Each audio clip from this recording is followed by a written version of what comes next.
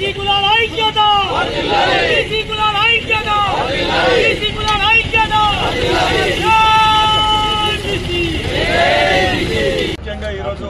బీసీల కోసం ఏదైతే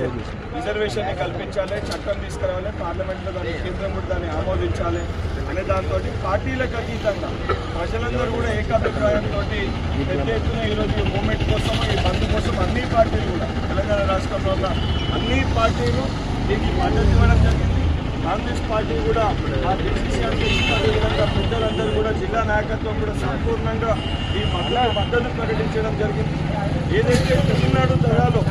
అక్కడ బీసీలకు రిజర్వేషన్ కావాలన్నప్పుడు 9th షెడ్యూల్లో పెట్టడానికి కేంద్రానికి అన్ని పార్టీ నాయకత్వం వెళ్ళి ఆ రోజు ఒత్తిడి తీసుకొచ్చి తమిళనాడులో దాన్ని 9th షెడ్యూల్లో పెట్టించి సేమ్ ఈరోజు తెలంగాణ పరిస్థితులు తమిళనాడులో కూడా ఉండే.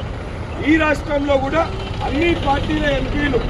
ఏదైతే కేంద్రానికి వెళ్ళి 9th షెడ్యూల్లో పెట్టించి తెలంగాణ రాష్ట్రానికి కూడా బీసీలకి రిజర్వేషన్ ని పెంచి ఎంతైతే బీసీల పాపులేషన్ ఉందో ఆ రకంగా సెన్సస్ ని చేపట్టినాం కాబట్టి ఆ రకంగా రిజర్వేషన్ కూడా కంకణబద్దులై ఒకటై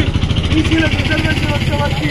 ముందు నిలబడి కొట్లాడాల్సిన బాధ్యత ఉంది. రాష్ట్రంలో ఏదైతే అధికారంలో ఉన్న కాంగ్రెస్ పార్టీ పక్షాన మా గౌరవ ముఖ్యమంత్రి గారు గతంలో బిల్లు పెట్టడం కానీ, ఆర్డినెన్స్ తీసుకురావడం కానీ, గవర్నర్కి పంపడం కానీ, ప్రెసిడెంట్ ఆఫ్ ఇండియాకి పంపడం కానీ, ఈరోజు బంధుకొని అన్నింటి ముందున్న విధంగా తప్పనిసరిగా ఈ రిజర్వేషన్ కల్పించే వారికి మేము చిత్తశుద్ధితో ముందుంటామని చెప్పి